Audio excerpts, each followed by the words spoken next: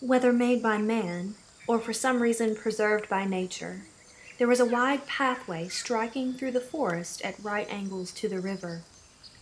It resembled a drive in an English forest, save that tropical bushes with their sword-like leaves grew at the side, and the ground was covered with an unmarked springy moss instead of grass, starred with little yellow flowers. As they passed into the depths of the forest, the light grew dimmer, and the noises of the ordinary world were replaced by those creaking and sighing sounds which suggest to the traveler in a forest that he is walking at the bottom of the sea. The path narrowed and turned. It was hedged in by dense creepers which nodded tree to tree and burst here and there into star-shaped crimson blossoms. The sighing and creaking up above were broken every now and then by the jarring cry of some startled animal.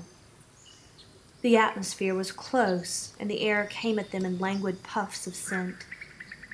The vast green light was broken here and there by a round of pure yellow sunlight, which fell through some gap in the immense umbrella of green above, and in these yellow spaces crimson and black butterflies were circling and settling. Terence and Rachel hardly spoke. Not only did the silence weigh upon them, but they were both unable to frame any thoughts. There was something between them which had to be spoken of. One of them had to begin, but which of them was it to be? Then Hewitt picked up a red fruit and threw it as high as he could. When it dropped, he would speak. They heard the flapping of great wings. They heard the fruit go pattering through the leaves and eventually fall with a thud.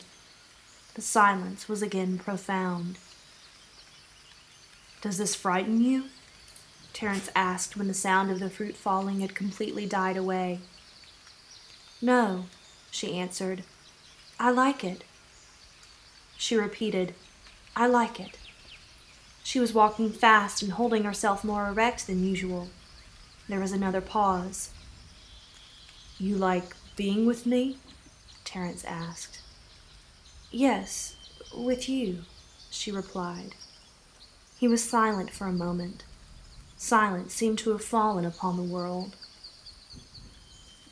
"That is what I've felt ever since I knew you," he replied. "We are happy together." He did not seem to be speaking, or she to be hearing. "Very happy," she answered. They continued to walk for some time in silence. Their steps unconsciously quickened. "We love each other," Terence said. "We love each other," she repeated. The silence was then broken by their voices, which joined in tones of strange, unfamiliar sound which formed no words. Faster and faster they walked.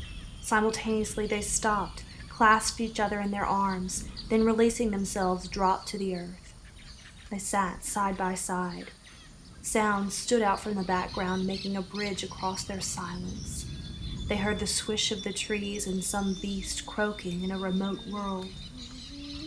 "We love each other," Terence repeated, searching into her face. Their faces were both very pale and quiet, and they said nothing. He was afraid to kiss her again. By degrees she drew close to him and rested against him. In this position they sat for some time. She said, "Terence," once. He answered, "Rachel." "Terrible, terrible," she murmured after another pause, but in saying this, she was thinking as much of the persistent churning of the water as of her own feeling. On and on it went in the distance, the senseless and cruel churning of the water.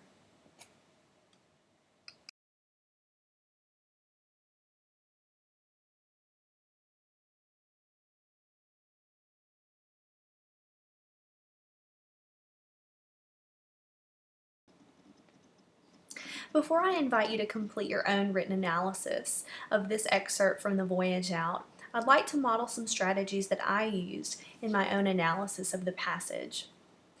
In my reading of chapter 20, I chose to focus on the natural sound imagery that Woolf incorporated in the text. In doing so, I began to reread the chapter and look for any patterns that seemed to emerge in Woolf's descriptions of sounds. Initially, of course, the natural sounds seemed to emerge and stand out, but as I continued, I began to notice and take note of the human sounds and even the silences and their role in the text. So as these categories seemed to emerge, I chose to create a chart and simply just document the instance of each type of sound, the natural, the human, and even the silences. And once I began to sort those out, it became apparent some of the things that I believe Woolf chose to do within each of these categories and their interactions with one another.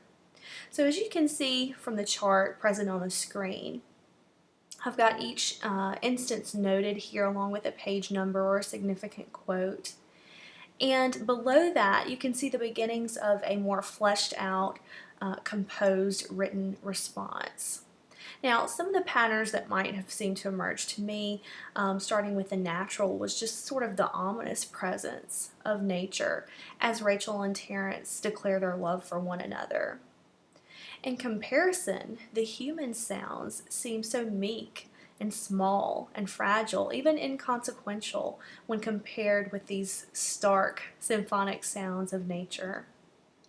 And the silences really speak for themselves in a way and communicate some of the unconscious feelings for Terrence and especially Rachel in this pivotal scene between the two of them.